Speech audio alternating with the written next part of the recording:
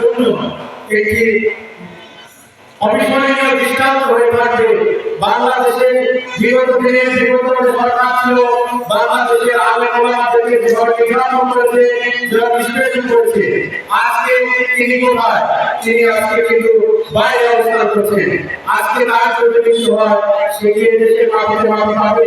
এটি দেশের বেগম খালেদা জিয়ার একটি আল্লাহ তাআলার রহমত। আমরা করি আলেম ওলামাদের তার শেষ কৃত্যের যে অনুষ্ঠান গাফুর কিন্তু সম্পূর্ণ হয়েছিল। এটি মহান আল্লাহ তাআলার এক অশেষ রহমত। আমরা এই মহান নেত্রী দেশনেত্রী বেগম খালেদা জিয়া রুহে মানবতার কামনায় মন প্রাণ থেকে তার জন্য দোয়া করব।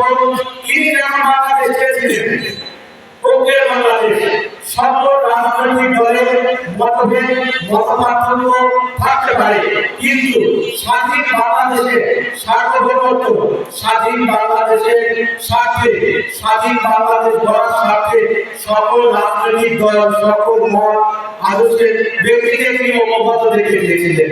তিনি 5 বছরের পরও তার উপর যখন নির্যাতন করা হয়েছিল বিগত সরকারের সময়, তার উপর বিভিন্ন বিদেশি গোয়েন্দা সংস্থা যে ষড়যন্ত্র, তার উপর নির্যাতনের ষড়যন্ত্র এবং তাকে সময় দিয়ে ধীরে ধীরে মৃত্যুর দিকে ঠেলে দেওয়া হয়েছিল। তিনি 5 আগস্ট যখন সরকার পতন হলো, তারপরে কিন্তু দেশের বেগম খালেদা জিয়া আরো দোষারোপ করেনি। তিনি দোষারোপ করেনি, তিনি সমৃদ্ধ বাংলাদেশ করতে চায়, ঐক্যবদ্ধ বাংলাদেশ করতে চায়। আমাদের মাঝে উপস্থিত হয়েছে বাংলাদেশ জাতীয়তাবাদী দল বাংলাদেশ শাখার অন্যতম মহাসচিব সদস্য বিএনপি নেতা জনাব হারুন রশিদ আমাদের মাঝে উপস্থিত হয়েছে। আপনাকে মঞ্চে এসে আগমন করার অনুরোধ করছি। দক্ষিণ পূর্ব এশিয়া এক আকর্ষণীয় নেত্রী, যে নেতৃত্ব আগামী দিনে তৈরি হবে কিনা সাহায্য জনাব ভাইকে সামনে আগমন করার জন্য অনুরোধ করছি।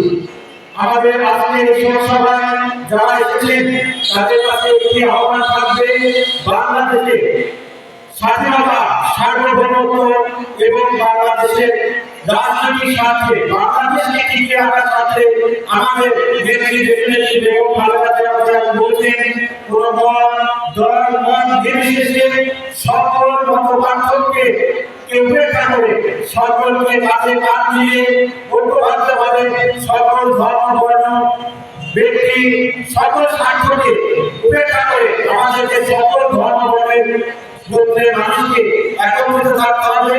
বাংলাদেশের স্বাধীনতা এবং সার্বভৌমত্বের যে স্পিরিটটাকে টিকিয়ে রাখার জন্য বাংলাদেশ একটি ছোট দেশ, এই দেশে নিয়ে নানান সময় নানান রকম ষড়যন্ত্র হয়।